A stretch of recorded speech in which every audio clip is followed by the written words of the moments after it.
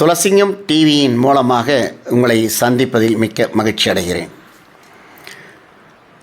தமிழக அரசு அழைப்பின் பேரில் தமிழ்நாடு அரசு அலுவலக உதவியாளர்கள் மற்றும் அடிப்படை பணியாளர்கள் மாநில மைய சங்கத்தினுடைய மாநில தலைவர் எஸ் மதுரம் மற்றும் மாநில நிர்வாகிகள், ஓய்வூதிய சங்கத்தினுடைய நிர்வாகிகள் தலைமைச் செயலகத்திற்கு சென்று மாண்புமிகு தமிழக முதல்வர்களை நேரில் சந்தித்து 3% அகவிலைப்படி வழங்கியமைக்காக நன்றியை தெரிவித்துக் கொண்டனர்.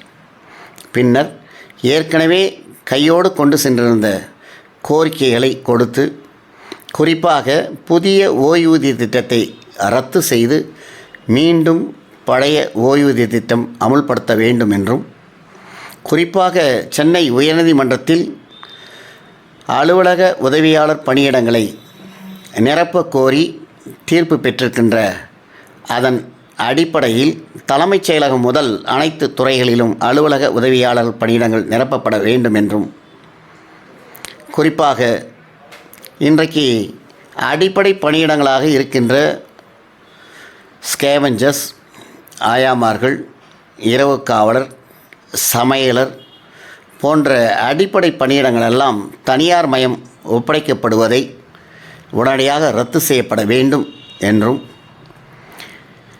இன்றைக்கு கல்வித்துறை, காவல்துறை, மருத்துவத்துறை, ஆதி திராவிட நலத்துறை, பிசி எம்பிசி துறை போன்ற பல்வேறு துறைகளில் துப்புரவு பணியாளராக பணியாற்றக்கூடிய பணியாளர்களை அரசு பணியிடங்களாக இருந்த இந்த பணியிடங்களை தற்பொழுது கொஞ்சம் கொஞ்சமாக தனியார் மயம் ஒப்படைக்கப்பட்டு வருகிறார்கள். இந்த தனியார் மயம் ஒப்படைக்கப்படுவதால் அரசு அவர்களுக்கு 12,000 ரூபாய் சம்பளம் வழங்குகிறது. ஆனால் தனியாரோ ஒரு நபருக்கு 8,000 வழங்குகிறார். ஆக ஒரு பணியாளருக்கு 4,000 ரூபாய் தனி மனிதன் கமிஷன் அளிக்கின்ற அபாயச் சூழல் இருக்கிறது.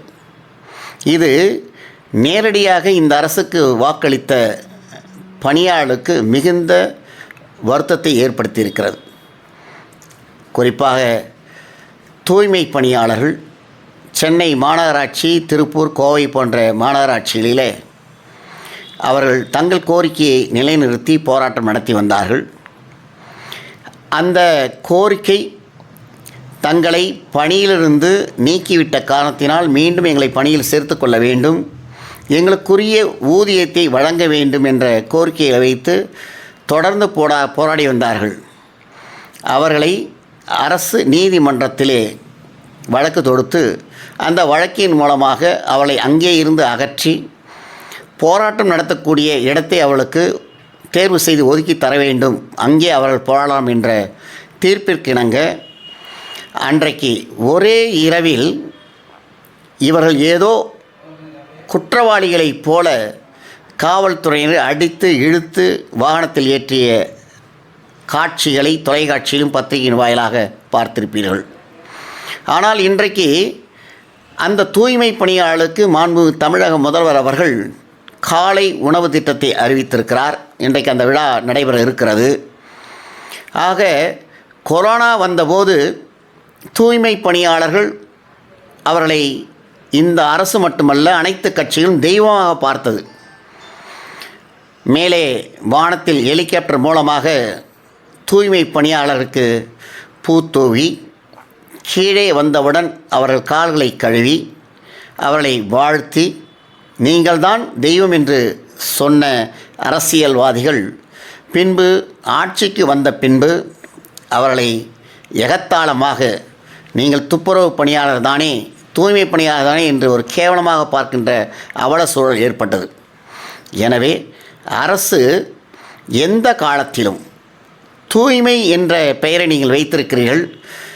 அது தமிழகத்திலே இருக்கின்ற 12,524 ஊராட்சிகள் ஒரு தமிழ்நாட்டுக்கு முதுகெலும்பாக இருக்கக்கூடியவைகள். அந்த ஊராட்சிகளை தூய்மைப்படுத்த பணியை இவர்கள்தான் செய்து வருகிறார்கள்.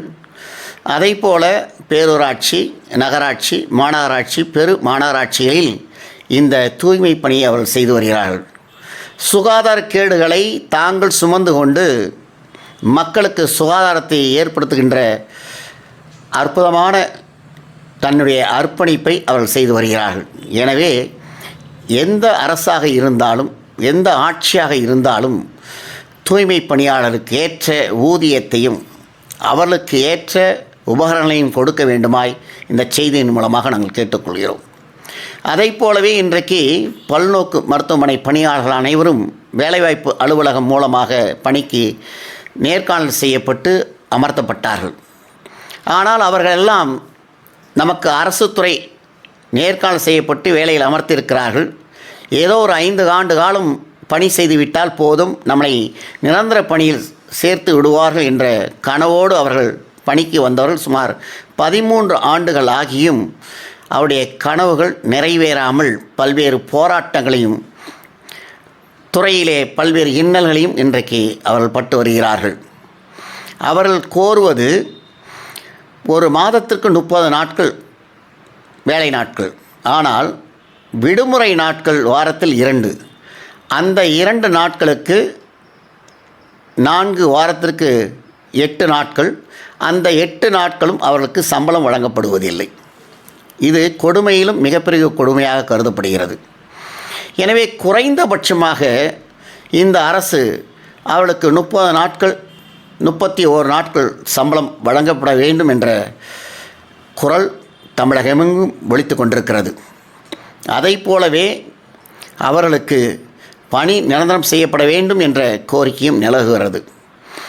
இவர்களெல்லாம் சமுதாயத்தில் மிகவும் பின்தங்கியவர்கள், ஒடுக்கப்பட்டவர்கள், தாழ்த்தப்பட்டவர்கள், மிகவும் தாழ்த்தப்பட்டவர்கள், கல்வியிலே பின்தங்கி படிக்க முடியாதபடிக்கு வறுமையின் கீழ் வாழ்கின்ற இந்த இளைஞர்களுக்கெல்லாம் வேலையை கொடுத்துவிட்டு அது தற்காலிக பணி, பின்பு அது தனியார்மயமாக்கப்படுகிறது என்ற கோணலை பார்க்கின்ற பொழுது அரசு எங்கே இவர்களை அழைத்து செல்கிறது என்ற நிலை ஏற்படுகிறது. எனவே தமிழக அரசு இந்த பல்நோக்கு மருத்துவமனை பணியாளர்கள், பண்ணை பணியாளர்கள், டெங்கு கொசு ஒழிப்பு பணியாளர்கள், இன்றைக்கு ஊராட்சி, பேரூராட்சி, நகராட்சி, மாநகராட்சி, பெருமாநகராட்சியை பணிபுரியக்கூடிய தூய்மை பணியாளர்கள், துப்புரவு பணியாளர்கள், 12,524 ஊராட்சியிலே பணியாற்றக்கூடிய மேல்நிலை நீர்த்தேக்க தொட்டி இயக்குபவர்கள், காவல்துறையிலே பணியாற்றக்கூடிய துப்புரவு பணியாளர்கள், இப்படி பலதரப்பட்ட துறைகளில் பணியாற்றுகின்ற அனைத்து துப்புரவு பணியாளர்களையும் இரவு காவலர்களையும் பணி நிரந்தரம் செய்யப்பட வேண்டும் என்பதை மாண்புமிகு தமிழக முதல்வரிடத்தில் நேரில் சந்தித்த போது மாநில சங்கத்தின் சார்பில் மாநில தலைவர் அவர்களும் அகில இந்திய தலைவர்களும் எடுத்து கூறினார்கள். முதல்வர் அவர்களும் அதனை சிரித்து கொண்டே கேட்டுக்கொண்டு பார்க்கலாம் என்று சொல்லியிருக்கிறார்கள். வருகிறது 2026ஆம் ஆண்டு சட்டமன்ற தேர்தல். அதற்கு அறிவிப்பு மார்ச் மாதம் அறிவிக்கப்படும். அதற்குள்ளாக இந்த சங்கத் தலைவர்களை எல்லாம் அழைத்து பேசி குறைந்தபட்ச அளவிற்கு கோரிக்கைகளை நிறைவேற்ற வேண்டும் என்ற எதிர்பார்ப்பு இன்றைக்கு 2,44,000 பணியாளர் மத்தியிலே நிலவுகிறது. எனவே அந்த நம்பிக்கை பொய்த்து விடாமல் மாண்புமிகு தமிழக முதல்வர்கள் விரைவாக அழைத்து பேசி நல்ல தீர்வை காண வேண்டும் என்று பணியாளர்கள் நினைக்கிறார்கள். எனவே இந்த செய்தியின் மூலமாக தமிழக அரசுக்கு நாங்கள் வைக்கின்ற வேண்டுகோள், இவர்கள் நன்றி உள்ளவர்கள், நன்றி மறக்காதவர்கள். நீங்கள் செய்தால் 2026 மறக்காமல் உங்களுக்கு வாக்களிப்பார்கள். எனவே இவர்களுக்கு கருணை கூர்ந்து இவருடைய கோரிக்கையை நிறைவேற்ற வேண்டுமாய் இந்த செய்தியின் மூலமாக உங்களுக்கு அன்பு வேண்டுகோள் வைக்கிறோம்.